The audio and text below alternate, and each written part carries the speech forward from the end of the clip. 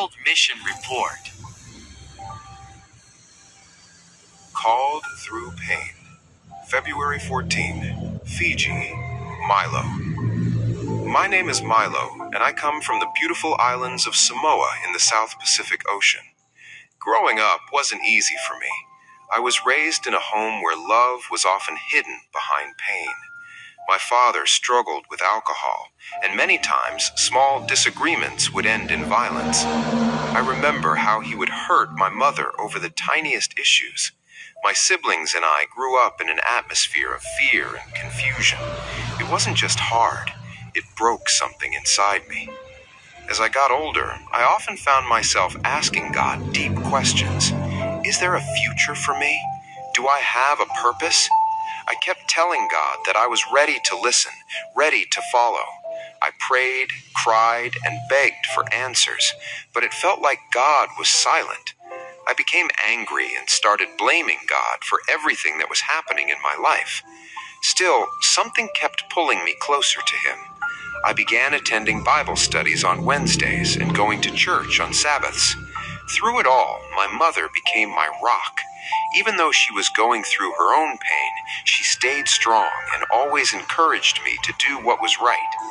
She hadn't allowed me to attend camps or church activities when I was younger, but now something unexpected happened. When she learned about the 2024 Youth Congress in Samoa, she said, "You should go." I was surprised. She told me this Congress would change my life, that it would make me a better person. Her words touched my heart, and because of the deep respect I had for her, I decided to register. Before the Congress started, I began praying again.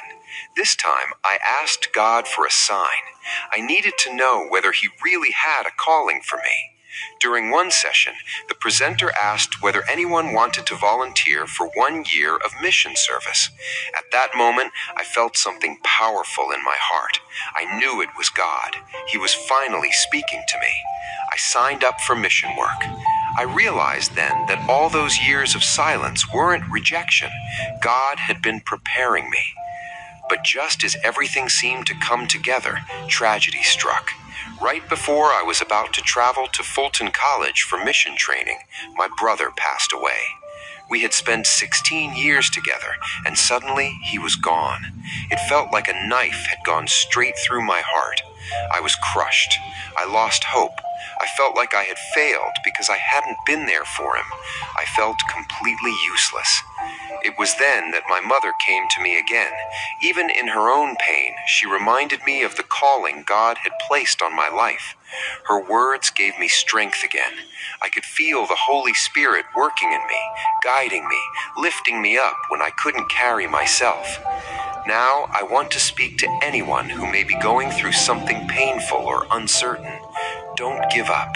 The enemy wants you to stay hopeless, broken, and lost, but God is still working, even in the silence.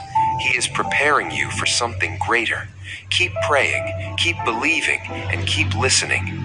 God's calling may not come when you expect it, but when it does, you will know, and you will never regret saying yes to Him. Jesus once said, "Blessed are those who are persecuted for righteousness' sake, for theirs is the kingdom of heaven." Matthew chapter 5, verse 10. Hold on to that promise. God takes care of His people.